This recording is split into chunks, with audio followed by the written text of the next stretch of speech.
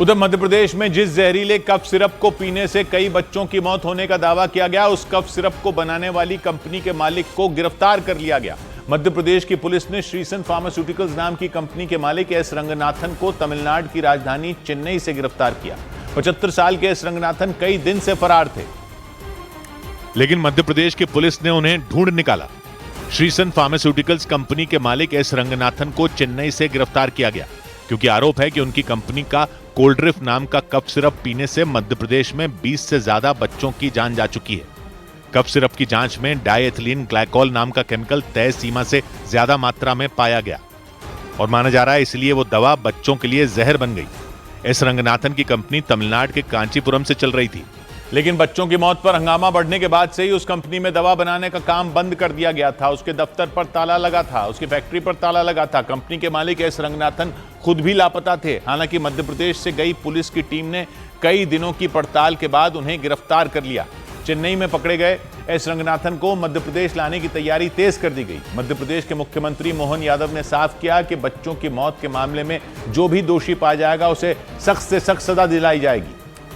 और उन्होंने श्रीसन फार्मास्यूटिकल्स के मालिक एस रंगनाथन को पकड़ने वाली पुलिस की टीम की पीठ भी थपथपाई। मुख्यमंत्री मोहन यादव ने जहरीले कफ सिरप के मामले में कड़ी कार्रवाई का भरोसा दिया। दोषी कोई भी हो, हमारी सरकार उसको छोड़ेगी नहीं। जहां से मिलेगा वहां से पकड़ के लाएंगे, उसके खिलाफ कठोर कार्रवाई करेंगे। 75 साल के एस रंगनाथन को चेन्नई से मध्य प्रदेश लाने का काम तेज कर दिया गया, ताकि खांसी की जहरीली दवा पीने से बच्चों की मौत के मामले में उनसे पूछताछ की जा सके।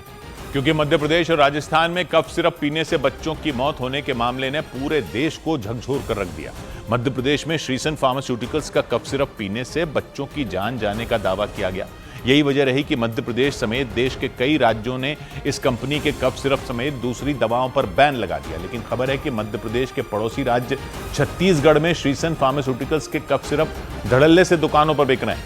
न्यूज 18 की टीम ने छत्तीसगढ़ की राजधानी रायपुर में कई मेडिकल स्टोर पर पूछताछ की और पूछताछ में पता चला कि वहां बच्चों की मौत के बाद विवादों में आई श्रीसन फार्मास्यूटिकल्स के कफ सिरप के अलावा भी इस कंपनी की दूसरी दवाएं बिना किसी रोक टोक के बिक रही थी। आपके पास प्रोनिट का सिरप है जो श्रीसन फार्मास्यूटिकल का आता है। जी सर, मिल जाएगा, देंगे।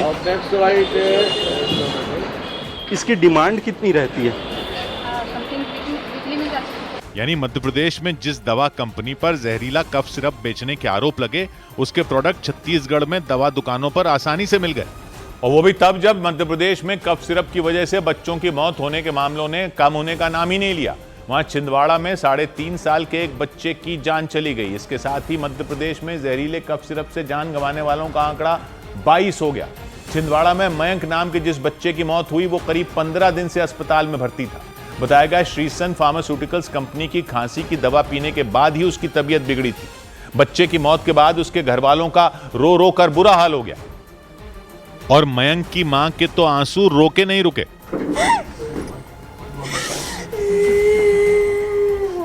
साढ़े 3 साल का मयंक छिंदवाड़ा के मोहडोंगरी गांव का रहने वाला था। उसके परिवार वालों ने बताया कि 15 दिन पहले खांसी और बुखार होने पर उसे श्रीसन फार्मास्यूटिकल्स कंपनी का कफ सिरप दिया गया था। दावा है कि उसी के बाद मयंक की तबीयत इतनी ज्यादा खराब हो गई कि उसे अस्पताल में भर्ती कराना पड़ा था और बाद में जान चली गई। जो भी दोषी हो उसको सजा मिलना चाहिए, सख्त सजा मिलना चाहिए और कैसा है बच्चों को न्याय मिलना चाहिए सर। मयंक के अलावा भी बीते कुछ दिनों में छिंदवाड़ा में जहरीले कफ सिरप की वजह से 18 बच्चों की मौत हो चुकी है।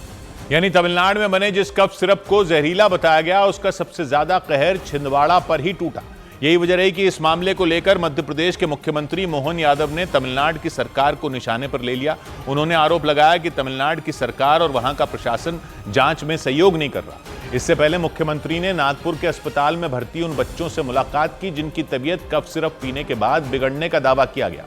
सीएम मोहन यादव ने बच्चों का हाल जाना और उनके परिवार को मदद का भरोसा दिया।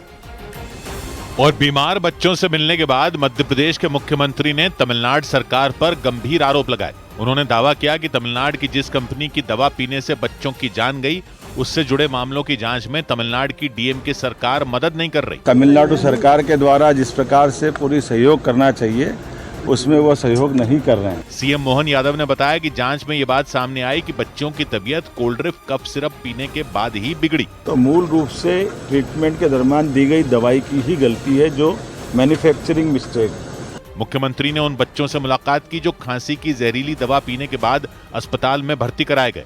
और इस सबके बीच मध्य प्रदेश के छिंदवाड़ा में जिस डॉक्टर ने बच्चों के परिजनों को जहरीला कफ सिरप लेने की सलाह दी थी, उनके खिलाफ कार्रवाई तेज कर दी गई।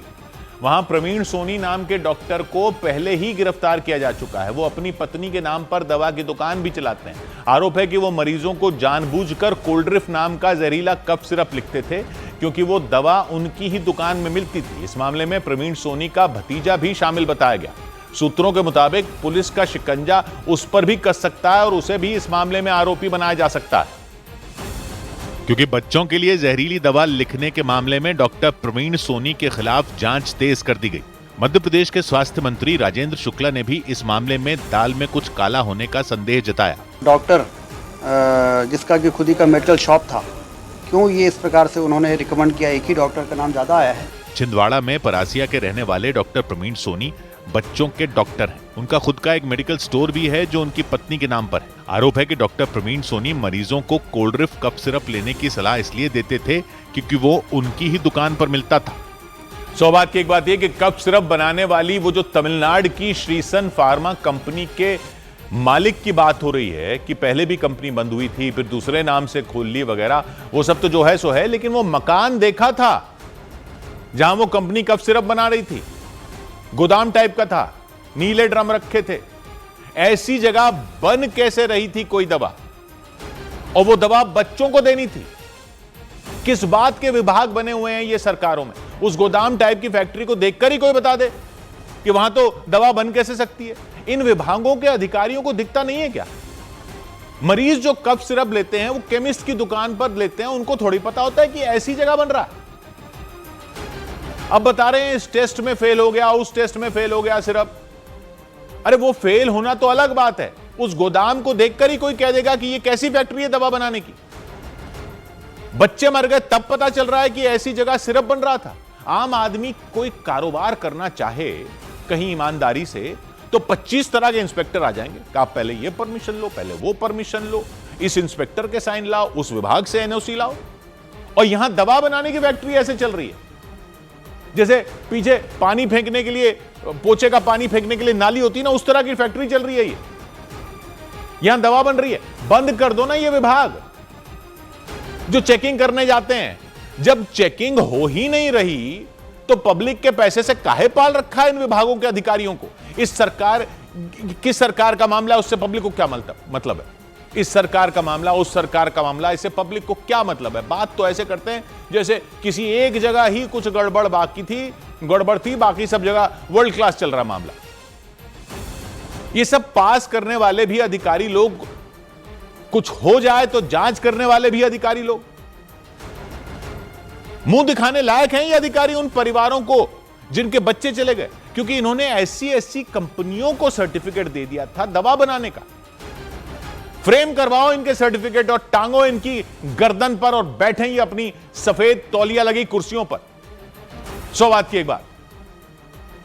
उधर महाराष्ट्र के पुणे में एटीएस ने संदिग्ध गतिविधियों को लेकर कई लोगों को हिरासत में ले लिया।